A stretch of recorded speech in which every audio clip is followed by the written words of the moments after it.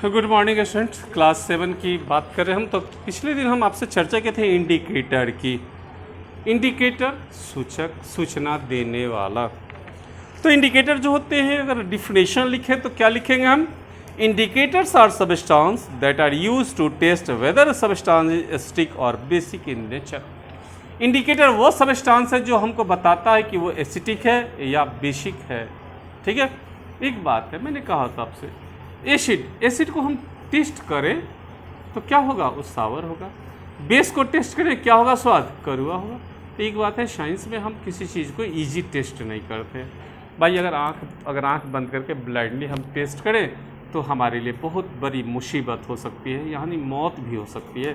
तो ये हर चीज़ को मुंह में नहीं लगाया जा सकता। हाँ, टच करके, वो भी इंडिकेटर की सहायता से हम जान जाते हैं कि ये एसिड है या बेस है। तो इसलिए इंडिकेटर की सबसे ज़्यादा जरूरत पड़ती है। इंडिकेटर जो दो होते हैं, नेचुरल इंडिकेटर और सिंथेटिक इंडिकेटर। तो ऐसा इंडिकेटर जो बाई नेचर हमें प्राप्त होता है, इसको हम कहते हैं नेचुरल इंडिकेटर, और जो लैब में बनाया जाता है उसको हम कहते हैं सिंथेटिक इंडिकेटर। अब नेचुरल इंडिकेटर में सबसे फेमस है टर्मरिक, हल्दी, रेड कैबेज और चाइना रोज। टर्मरिक, हल्दी का क्या गुण है भाई? पीला होना। लेकिन अगर इसको एक काम करो, आप एक रुमाल ले लो और रुमाल में एक हिस्से में थोड़ी सी नींबू का रस लगा दो, और उसके बाद दूसरे हिस्से में थोड़ा सा साबुन लगा दो। अब नींबू के रस पर अगर हल्दी का छोटा सा गीला टुकड़ा रगड़ोगे आप, तो येलो का येलो नजर आएगा। लेकिन जैसे वो साबुन के टुकड़े के पास, साबुन लगे हुए टुकड़े के पास ले जाओगे, इट कन्वर्ट इनटू रेड, तो ये रेड हो जाएगा। दूसरा वर्ड आता है रेड कैबेज, लाल पत्ता गोभी। जनरली पत्ता गोभी जो होता है हरा होता है, लेकिन रेड कैबेज भी मिलता है बाजार में, एकदम जस्ट लाइक टू टर्निप के कलर का होता है, रेड कलर का होता है। ये एसिड में जब हम इसको रिएक्ट कराएंगे तो पिंक होगा, और जब बेस से रिएक्ट कराएंगे तो ग्रीन हो जाएगा। चाइना रोज, जिसको कॉमनली हम अरहुल कहते हैं, तो ये एसिड में रेड रहेगा और बेस में क्या होगा? ग्रीन हो जाएगा। अब हम सिंथेटिक में चले, मेडमेड में चले, तो लिटमस जो है रेड रहेगा एसिड में, और इसमें क्या होगा? ब्लू कलर की पहचान है। फेनोपेथिलीन को अगर हम एसिड में डालेंगे तो कलरलेस होगा, लेकिन जैसे बेस में डालेंगे ये पिंक हो जाएगा। मिथाइल ऑरेंज, ये क्या होगा? एसिड में इसका ऑरेंज कलर होगा और बेस में क्या होगा? येलो हो जाएगा। तो इस तरह इंडिकेटर जो होता है वो बताता है कि कौन सा एसिड है, कौन सा बेस है। अब थोड़ी हम बुक्स की लाइन चले। The most common use indicator is litmus. सबसे कॉमन है इंडिकेटर, ठीक है, एकदम कागज की तरह, पतले स्ट्राइप की तरह आती है। It extracted from the lichen and is available either in the form of solution और in the form of a straight paper known as litmus paper. तो लाइकेन जो होता है वो क्या होता है? हमको एक लिक्विड के रूप में मिलता है, सॉल्यूशन के रूप में मिलता है, या पेपर स्ट्राइप के रूप में मिलता है, जिसको हम कहते हैं litmus paper. There are two type of litmus paper, red and blue.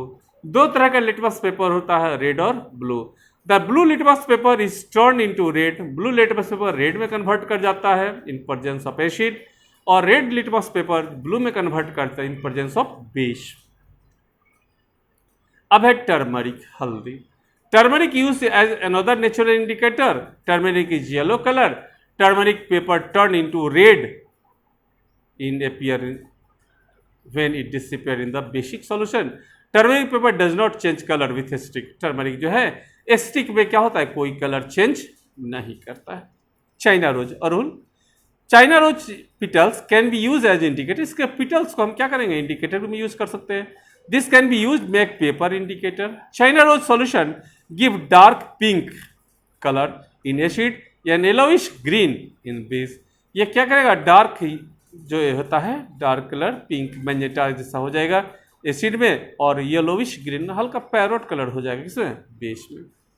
अब सिंथेटिक फाइबर में indicator that are made in laboratory is made between the acid and base is called synthetic indicator. The two common in synthetic indicator are phenolphthalein and methyl orange. दो common है, फेनोपेथिलीन और methyl orange. फेनोपेथिलीन में क्या है?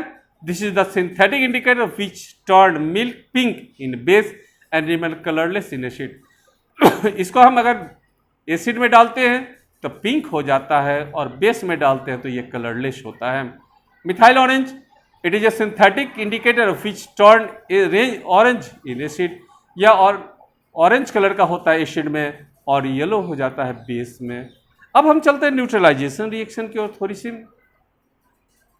तो when an acid solution and a basic solution are mix in suitable amount, जब acid solution और basic solution को हम सुटेबल अमाउंट में मिक्सअप करते हैं, both the acidic nature of the acid and basic nature are destroy. जब acid और base दोनों को मिला देते हैं तो दोनों अपना जो है ये नेचर को डिस्ट्रॉय कर देता है और इस डिस्ट्रॉय होने के बाद एक नया सबस्टांस बनता है। ठीक है, तो इस प्रोसेस को हम कहते हैं neutralisation. The resulting solution is neither acidic nor basic. जो चीज़ बनती है वो ना एसिडिक होता है ना बेसिक होता है। In neutralization indicator reaction heat is always produce और इन्वॉल्व, इसमें हमेशा हीट निकलता है या हीट देना पड़ता है। फिगर देख लो, NaOH HCl के साथ मिलाएंगे तो क्या बनेगा? H2O बनेगा और NaCl होगा। In neutralization reaction new substance is form and that substance called salt. इसमें नया सबस्टांस बनता है और इसको क्या कहते हैं? हम सॉल्ट कहते हैं। Salt can be acidic, basic और नेचुरल नेचर। सॉल्ट का नेचर एसिडिक होता है, बेसिक हो सकता है या न्यूट्रल हो सकता है। ठीक है, this neutralisation can be defined as follow. Neutralization is the reaction between acid and base resulting the formation of salt water with the evolution of heat। Heat का निकलना या हीट को लेकर ये सॉल्ट और वाटर बनता है, तो ऐसे एसिड और बेस का रिएक्शन क्या कहलाता है? न्यूट्रलाइजेशन कहलाता है। जैसे HCl को NaOH के साथ मिलाएंगे तो बनेगा NaCl, H2O और heat. Neutralisation reaction is type of chemical reaction in which a strong acid and a strong base react with each other and form salt and water with the evolution of heat. Such reaction in which heat is involved is known as exothermic reaction। ऐसा reaction जिसमें heat बाहर निकलता है इसको हम कहते हैं exothermic reaction. अब देखो, कोयला को जला दें तो कोयला ऑक्सीजन के साथ रिएक्ट करेगा और क्या बनेगा? कार्बन डाइऑक्साइड बनेगा, हीट बाहर निकलेगी, तो इसको कहेंगे exothermic reaction. Thus neutralization reaction is exothermic reaction। Salt form after the reaction is neutral, neither acid nor basic। अब इसके बाद आ जाता है salt। तो भाई salt मैं कल पढ़ाऊंगा, बस आज इतना ही।